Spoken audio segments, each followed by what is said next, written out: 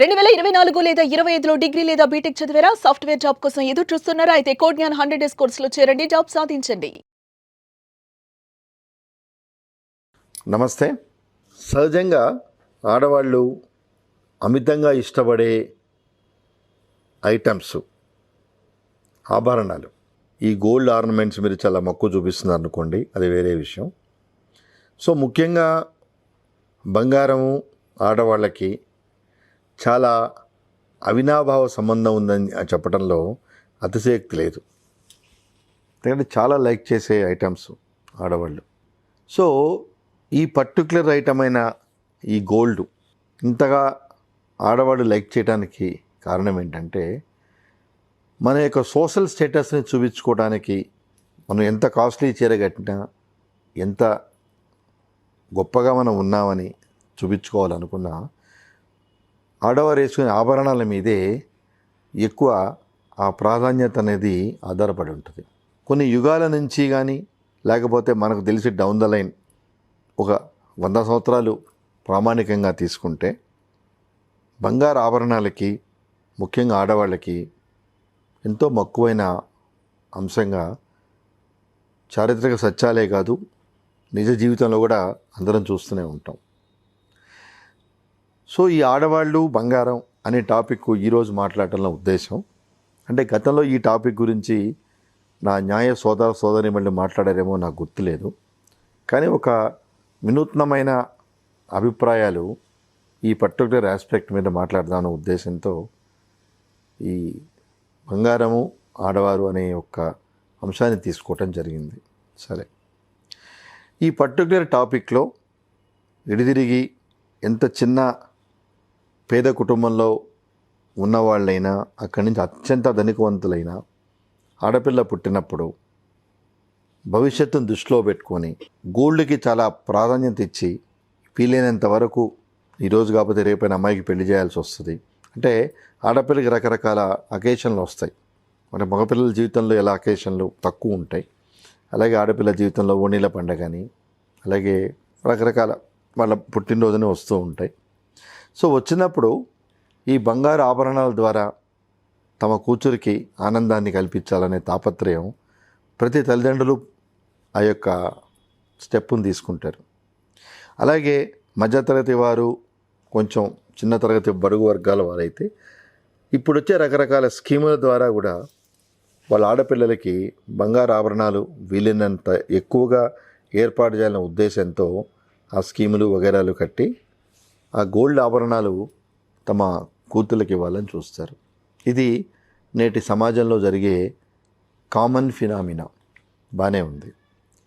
ఇప్పుడు ఈ టాపిక్లో ముఖ్య ఉద్దేశం ఏంటంటే, చాలా సందర్భాల్లో అంటే న్యాయస్థానాల వరకు వెళ్ళిన కొన్ని సందర్భాల్లో కూడా ఒక ముఖ్యమైన సాంకేతికమైన విషయం ఏంటంటే, అమ్మ బంగారం ఎవరికి చెందాలి గమనించండి. అమ్మ బంగారం కోడలకు చెందాలా, కూతురుకు చెందాలా అనే విషయం మీద భిన్నాభిప్రాయాలు ఉన్నాయి.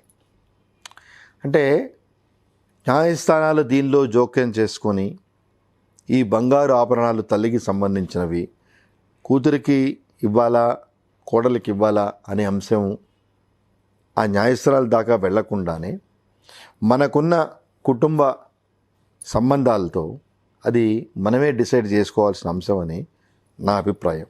ఎలా అంటే, కూతురికి వివాహం చేసేటప్పుడు తప్పనిసరిగా ఎంతో కొంత మన స్థాయికి తగ్గట్టుగా బంగారు ఆభరణాలు పెట్టడం అనేది సాంప్రదాయంగా జరుగుతూ వచ్చిన విషయం. బాగానే ఉంది. అలాగే పెళ్ళైన తర్వాత కూడా రకరకాల సందర్భాల్లో సాధ్యమైనంత వరకు మనం బంగారు ఆభరణాలు పెట్టడానికే మక్కువ చూపుతాం. బాగానే ఉంది. అలాంటిది తల్లి బంగారం విషయం వచ్చేటప్పటికి తనతో పాటు తనకి కొడుకు కనుకుంటే, అంటే ఈ సమస్య కొడుకులు ఉన్నప్పుడు ఉత్పన్నమవుతుంది. అదే కూతుళ్ళు అనుకోండి, తల్లి తర్వాత తల్లికి ఏం బంగారం ఉంది, ఎవరెవరికి ఏమి ఇవ్వాలి అనేది ఓన్లీ వన్ సైడెడే అవుతుంది. కాబట్టి మనకి డిస్ప్యూటు, ఆర్గ్యుమెంటు లేదు. మెయిన్ ఆర్గ్యుమెంటు, డిస్ప్యూటు వచ్చేదల్లా కోడలు కూడా ఉన్నప్పుడు, ఇది కోడలికి ఇవ్వాలా, కూతురికి ఇవ్వాలా అనే విషయం వచ్చినప్పుడే ఈ డిస్కషన్కి అవకాశం ఉంది.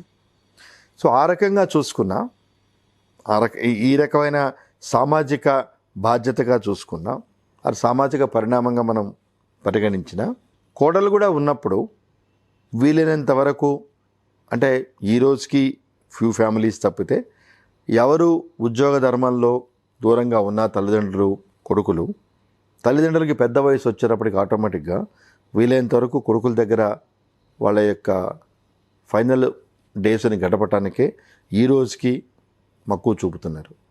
సో ఇటువంటి పరిస్థితుల్లో కొంతమంది వాదన ఏంటంటే, మనకి కోడళ్ళు లాస్ట్ అంటే వాళ్ళు పెద్ద వయసులో ఉన్నప్పుడు మంచి చెడు చూస్తున్నప్పుడు తల్లి బంగారం, అంటే ఇక్కడ అత్తగారు అవుతుంది, అత్తగారి యొక్క బంగారం కోడలికి ఇవ్వటమే కరెక్టు అని ఒక గ్రూప్ ఆఫ్ డిస్కషన్ ఒకటి ఉంటే, మళ్ళీ ఎట్ ద సేమ్ టైం ఇందాక మనం అనుకున్నట్లుగా వివాహం చేసేటప్పుడు మన ఆడపిల్లకి బంగారు ఆభరణాలు పెట్టి వీలైనంత వరకు మన స్థాయి తగ్గట్టుగా పంపిస్తున్నాం కాబట్టి, అలాగే మన ఇంటికి వచ్చిన అమ్మాయి కూడా ఆ అమ్మాయి యొక్క వివాహ సమయంలో తను కూడా తన స్థాయిని బట్టి బంగారు ఆభరణాలు తెచ్చుకునే అవకాశం ఉంది. కాబట్టి అంటే ప్రిన్సిపల్ మనం పెళ్లి చేసి పంపించే అమ్మాయికి ఏ రకమైన బంగారు ఆభరణాలు మన స్థాయి తగ్గట్టు పెడుతున్నాము, మన ఇంటికి వచ్చే అమ్మాయి కూడా ఆ రకమైన స్థాయిలో తెచ్చుకుంటుంది. కాబట్టి ఇది కోడలకే ఇవ్వాల్సిన పని లేదు అని ఒక వర్గం వాదన.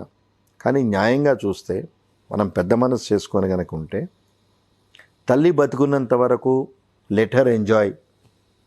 ఆ ఆభరణాలు ఏమున్నాయో, ఆ ఆస్తిపాస్తులు ఏమున్నాయో ఆమెను ఎంజాయ్ చేయనియండి. ఆమెకి ఎవరికి ఇష్టమైతే వాళ్ళకి ఈ ఆర్నమెంట్ మీరు తీసుకోండి, ఈ ఆర్నమెంట్ మీరు తీసుకోండి అని ఆమె డిసైడ్ చేయమనండి. ఇది ఆమె ఉన్నప్పుడు మాట్లాడుకోవటం అనేది అంత ఆరోగ్యకరంగా సాంప్రదాయంగా అనిపించదు. ఎందుకంటే తల్లిదండ్రులు వాళ్ళ యొక్క పరిస్థితి ఎలా ఉన్నా పిల్లలందరినీ సమానంగా చాలా కష్టపడి వీలైనంత వరకు పిల్లల అభివృద్ధికి వాళ్ళ వంతు ప్రయత్నం చేస్తారు. సో అలాగే వాడికి ఆస్తులు ఉన్నప్పుడు అది పిల్లలకే చెందుతాయి. వాళ్ళకున్న స్థిరాస్తులు కానీ చరాస్తులు కానీ వారి సంతానానికే ఇస్తారు. సో అలాగే ఈ మధ్య రీసెంట్గా వచ్చిన రాజ్యాంగ పరిణామాలు, ఉన్నత న్యాయస్థానాల తీర్పులతో మగపిల్లలతో సమానంగా ఆడపిల్లలకు కూడా ఆస్తి హక్కులో వెసులుబాటు కల్పించారు. కాబట్టి ఇలాంటి నేపథ్యంలో ఒక పర్టికులర్ ఆస్పెక్ట్, అంటే కొన్ని ఈ బంగారం దగ్గర కలహాలు రేపిన సందర్భాలు, కొట్లాడిన కుటుంబాలు చాలా ఉన్నాయి. అంటే మనం సంపాదించుకోగలిగే పరిస్థితి మనకుండి వాళ్ళ మీద ఆధారపడినంత వరకు అది సమస్య కాదు. అలాగే అన్నా చెల్లెలు అక్కా తమ్ముళ్ళు ఉన్నప్పుడు, లేదు ఇద్దరు అన్నదమ్ములే ఉన్నప్పుడు, ఆడపిల్లలు లేరు అనుకున్నప్పుడు, ఒకరి ఆర్థిక పరిస్థితి బాలేనప్పుడు ఈ బంగారం ఏదో కొంచెం వెసులుబాటు లేని అతనికి మనం కల్పిస్తే అతను ఆర్థికంగా కొంత కంఫర్టబుల్ జోన్లో ఉంటాడని చేసుకునే పెద్ద మనసు కూడా ఈ అన్నదమ్ములకు ఉండాలనేది నా అభిప్రాయం. ఎందుకంటే అందరు కొడుకులు, అంటే పిల్లలు తల్లికి సమానంగా పుట్టిన, సమానంగా ప్రేమాభిమానాలు పంచిన, ఎవరి భవిష్యత్తు ఎలా ఉంటుందనేది తల్లిదండ్రుల చేతుల్లో లేదు. సో ఈ పరిణామంలో ఒక కొడుకు ఉన్నత స్థాయిలో ఉండొచ్చు, ఇంకో కొడుకు నార్మల్గా ఉండొచ్చు, ఇంకో కొడుకు కొంచెం ఇబ్బందికరమైన పరిస్థితిలో ఉండొచ్చు.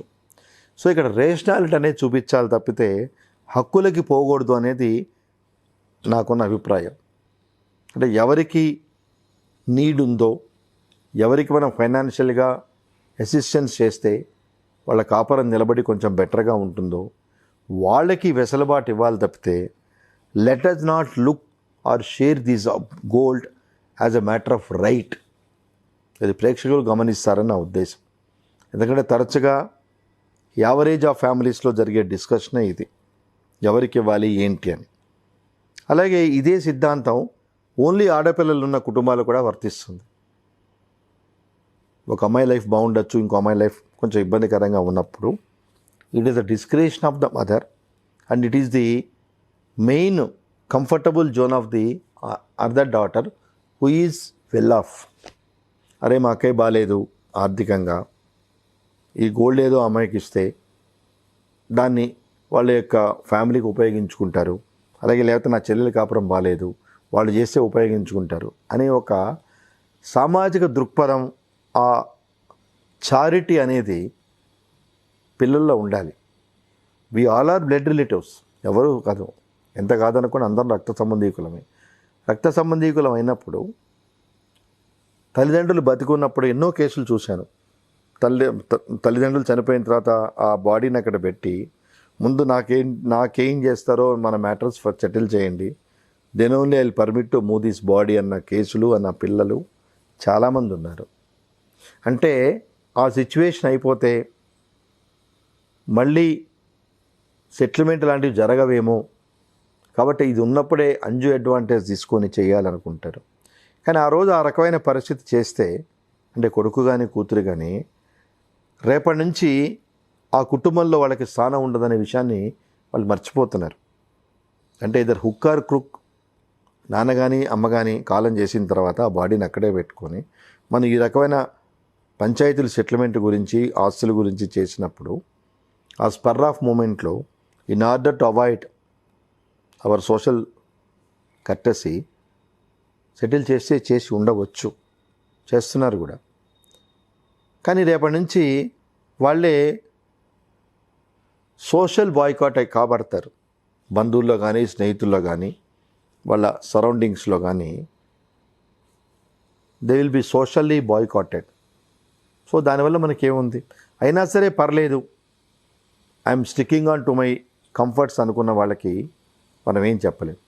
కాబట్టి ప్రేక్షకులు గమనించాల్సింది ఏంటంటే, ఇక్కడ ఆస్తులు హక్కులు అనే విషయం పక్కన పెడితే మనకున్న ప్రాపర్టీస్ మన ప్రకారం వస్తాయనేది అందరికీ తెలిసిన విషయమే. కానీ ఈ పర్టిక్యులర్ మదర్ గోల్డ్ ఆర్నమెంట్స్ విషయం వచ్చేటప్పటికి let us not have any rigid ideology with regard to sharing. కుటుంబ పరిస్థితుల్ని బట్టి, మనకున్న ఆర్థిక సామాజిక వెసులుబాటును బట్టి ఆ కాంపోనెంట్ని మనం డిసైడ్ చేసుకున్నాను తప్పించి let us not fight, let us not create any mental agony or inconvenience to our old age parents.